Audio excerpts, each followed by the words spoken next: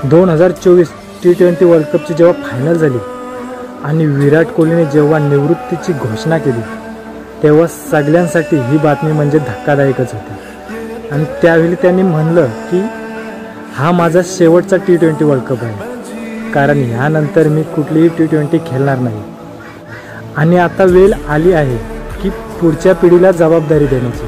आणि IPL मध्ये मी असे चेहरे पाहिलेत ते हे काम नक्कीच करतील।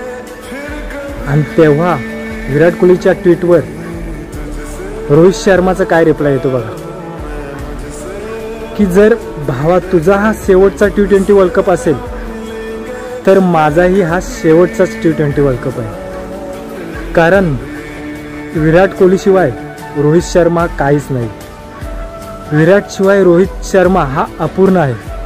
मित्रांनो, यापेक्षा मैत्रीचं मोठं उदाहरण काय असू शकतं।